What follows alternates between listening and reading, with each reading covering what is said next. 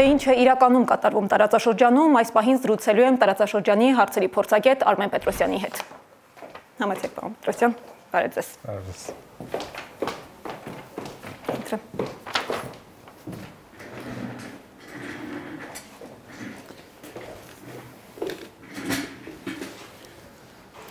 Շնորհակալություն, որ այստեղ եք, պարոն Պետրոսյան, այսօր հայտարարված Իրան-Հայաստան համատեղ զորավարժությունը բավականին մեծ արձագանք ստացավ, ինչպես եք սա բնութագրում, սա իրականում ռազմական պատրաստություն է, թե դիվանագիտական ուղերձ հարևաններին։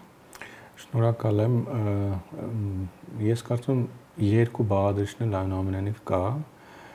եւ ուղերձ է, եւ նաեւ իհարկե որոշակի փորձ է, նաեւ հայկական կողմի համար փորձ է այս ձևաչափում իրանական կողմի հետ համագործակցություն, եթե չեմ սխալվում,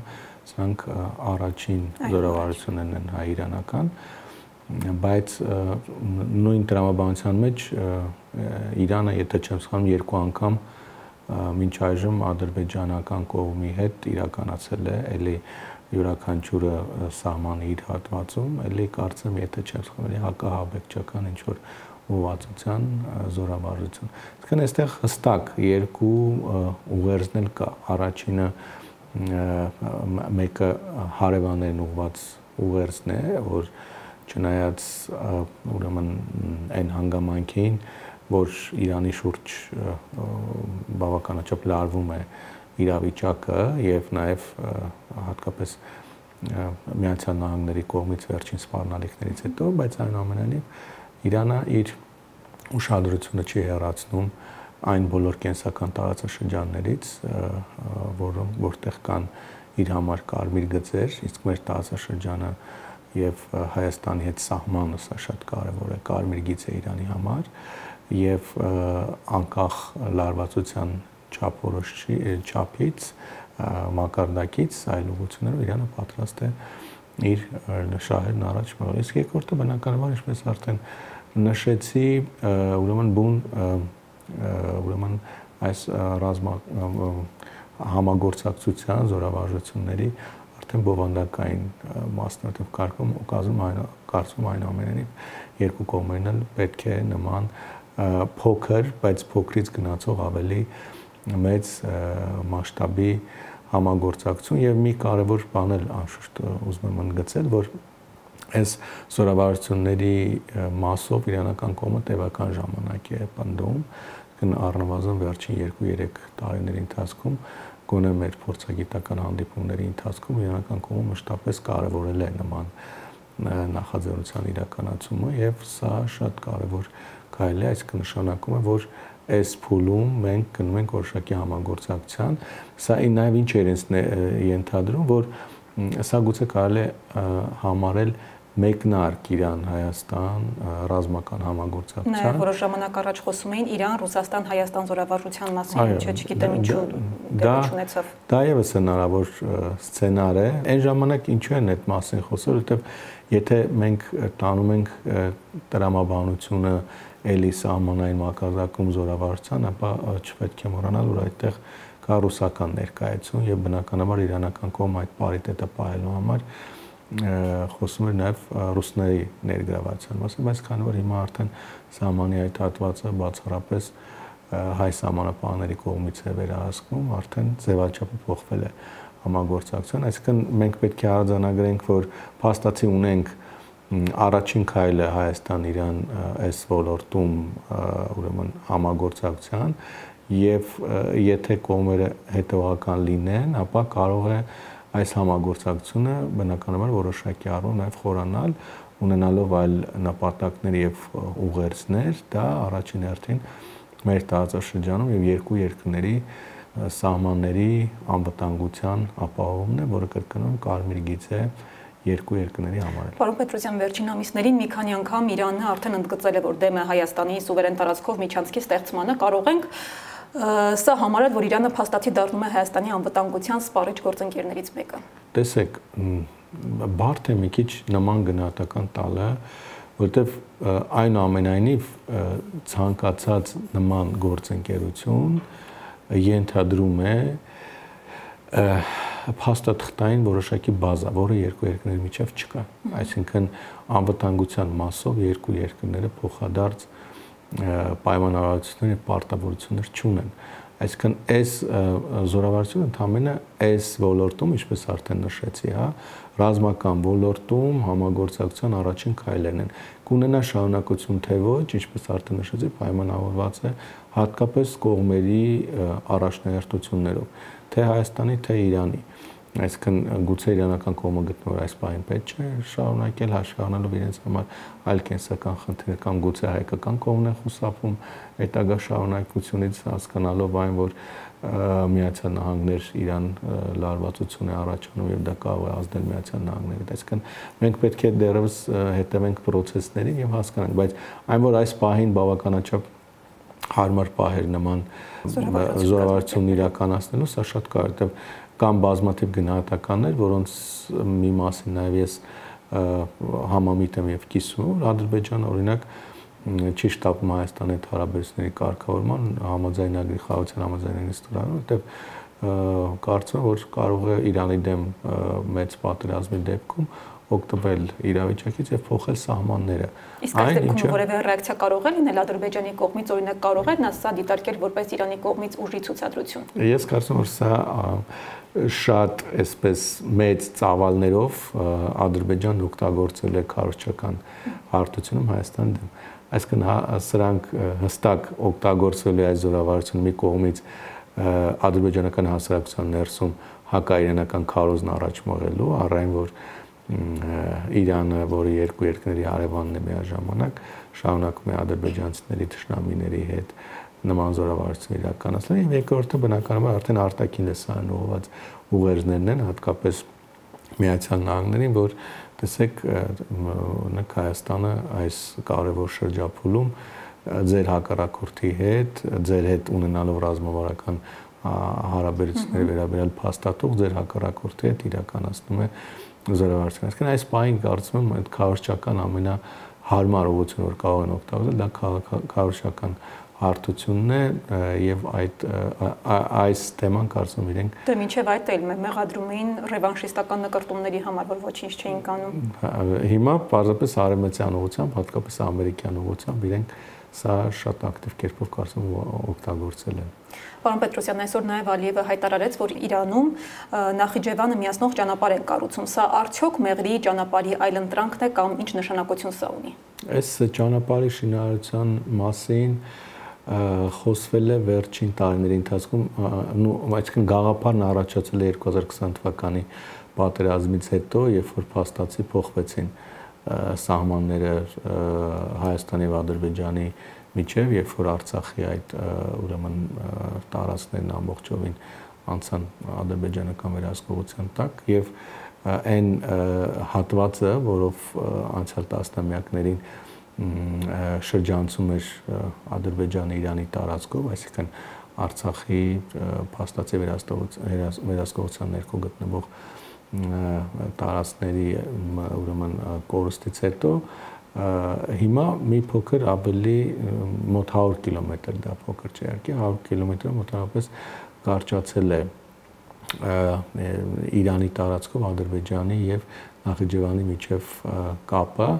եւ այս թեման հատկապես ակտիվացավ 2020 թվականից հետո կրկնում այդ տարածքային սահմանային փոփոխություններից հետո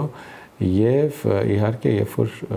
Ադրբեջանը եւ նաեւ Թուրքիան միասին առաջ կասեցին Զանգեզուրի միջանցքի նախագիծը, իսկ սա քանի որ բոլոր առումներով ձեռնտու չէ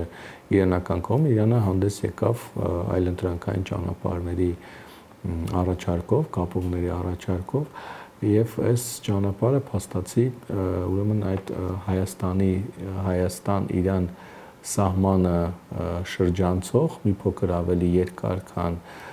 Մեղրիով ճանապարհն է, գուցե 20-30 կիլոմետրի չափ տարբերությունը, հա։ Այս ճանապարհն է, որն առաջարկում է Իրանը եւ Ադրբեջանն էլ առնվազն վերջին 1 տարվա ընթացքում, որտեղ դրանից առաջ Իրան-Ադրբեջան հարաբերություններում կար որոշակի լարվածություն, այդ դեսպանատան դեմ տեղի ունեցած հարձակումից հետո տարբեր թեմաներով խորացած լարվածության մասով Ադրբեջան-Իսրայել հարաբերությունների սերտացման, Ադրբեջանի կողմից իրանական ներքին պրոցեսներին միջամտելու թեմաներով այդ լարվածության ֆոնին մոտավորապես 1 տարի հիմա այսպես 2023-24 թվականի ընթացքում այդ լարվածության փուլ-առ-փուլ շրջանցումից, թոթափումից հետո Ադրբեջանը ավելի հաճախ սկսեց խոսել։ Վերջինը ես ուզում եմ հիշեցնել ձեզ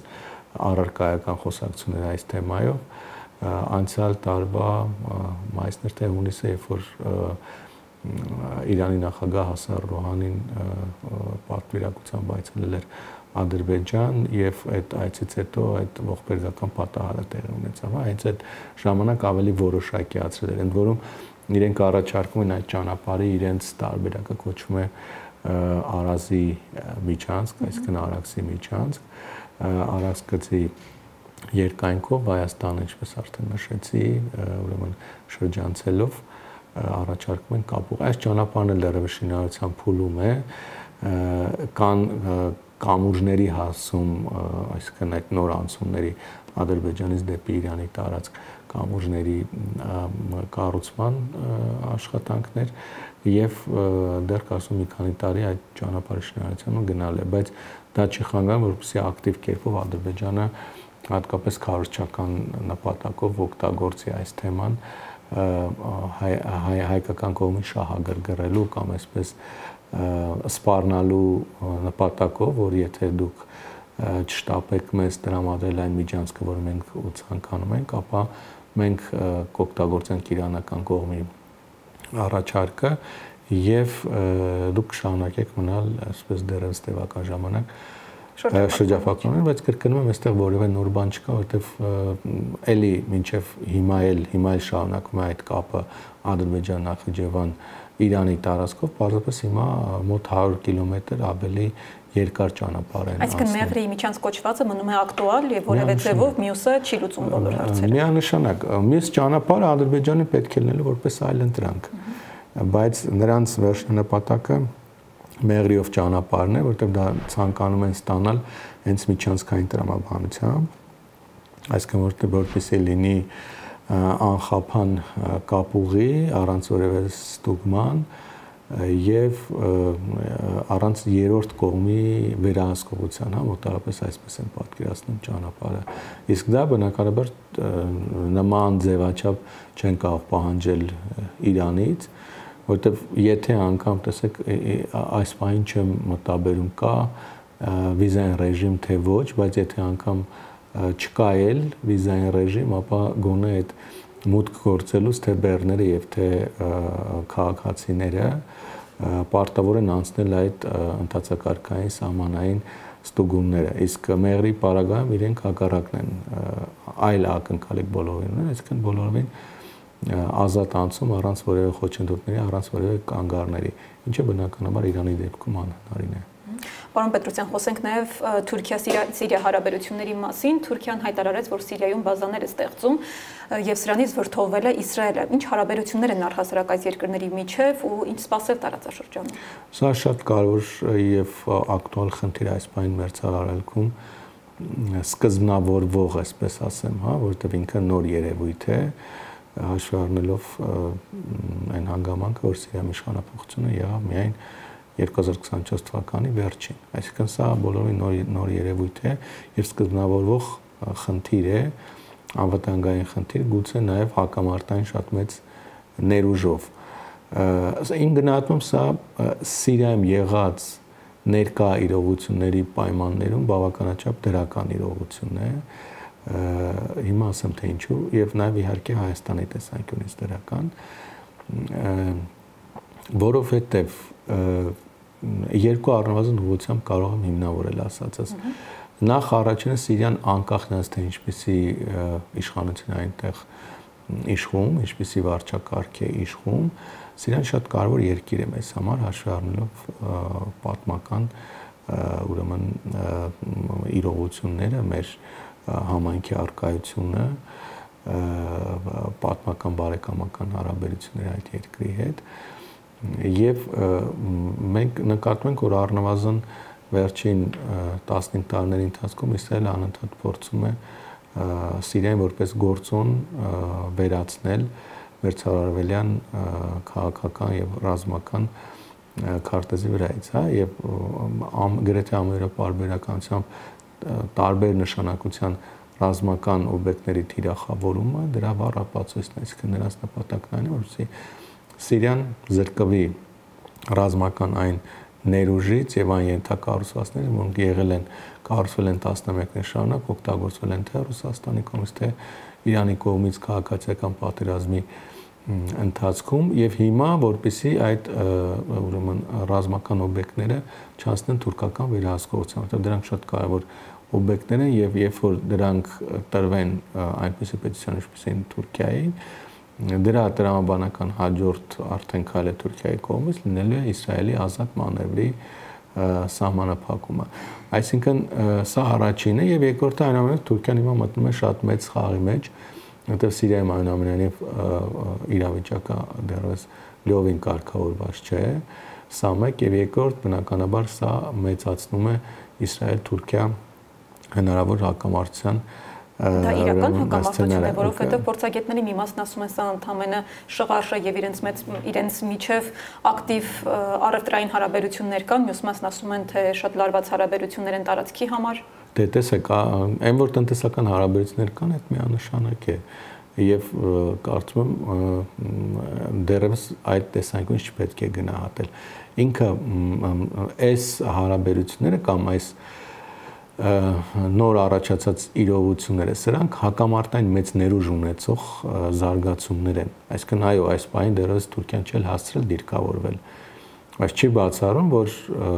մի քանի տարի անգամ գուցե լավ 1 տասնամյակ հետո, երբ որ Թուրքիան կարողանա այդտեղ լուրջ ռազմական ներկայություն ունենալ, արդեն մեծացնել եւ նաեւ քաղաքական ազդեցությունը տարածաշրջանում, ռազմական ազդեցությունը, իսկ բնականաբար արդեն կաշկանդելու է Իսրայելին։ Այսինքն այս պահին գուցե թե ավելի ուրճացված են գնահատականները, բայց կրկնում սա մեծ հակամարտային ներուժ ունի, որովհետեւ երկու երկրներն մեծ հաշվով տարածաշրջանում դոմինանտության ձգտումներ ունեն եւ անհնար է որ ինչ որ փուլում իրենք ուրեմն իրենց շահերը չբախվեն։ Իհարկե այստեղ կա Ադրբեջանի հանգամանքը, որը փորձում է կամուշ լինել, միջնորդ լինել թույլ չտալու համար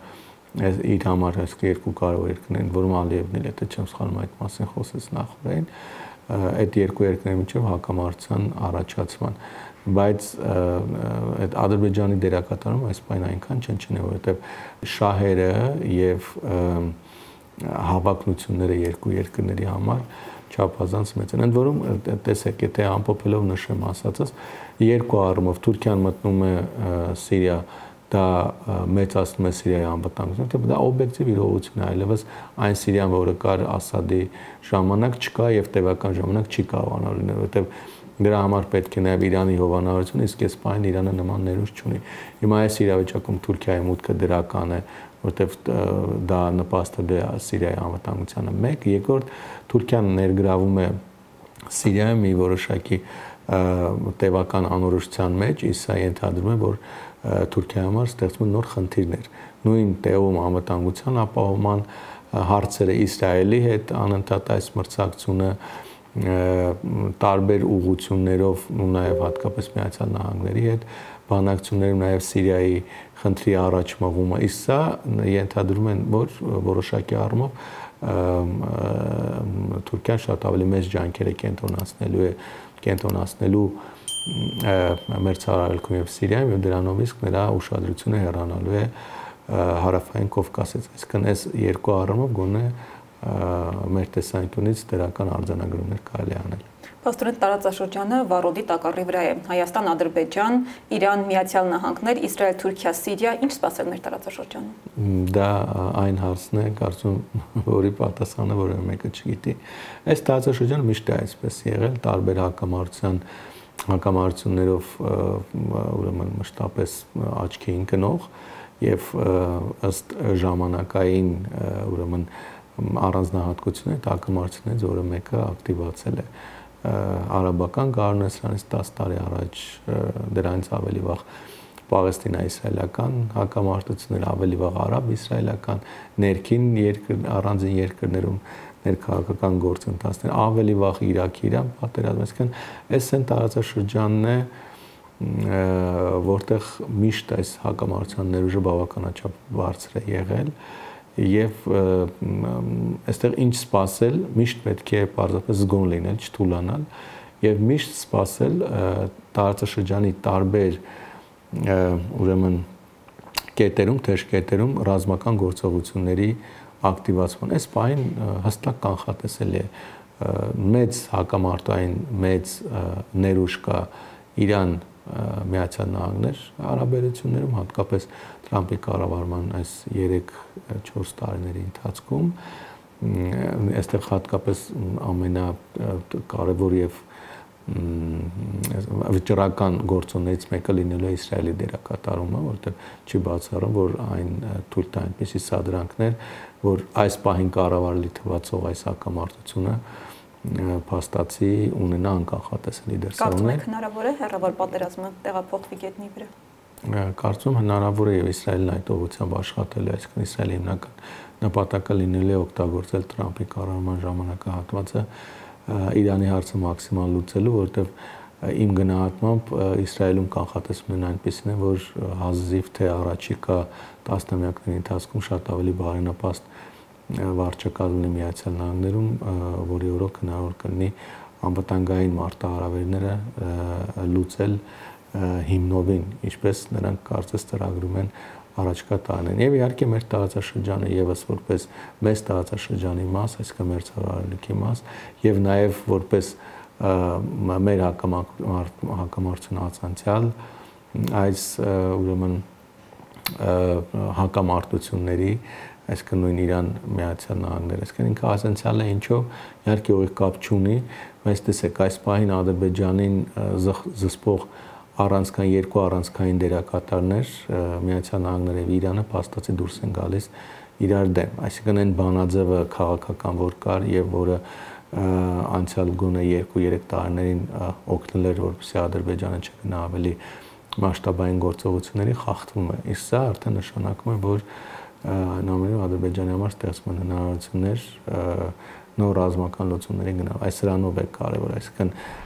ելի եթե գանք ձեր հարցի պատասխանին,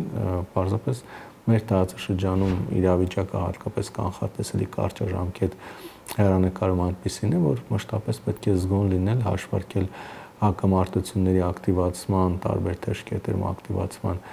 հնարավորությունները եւ մշակել տարբեր սցենարներ գործողությունների համար։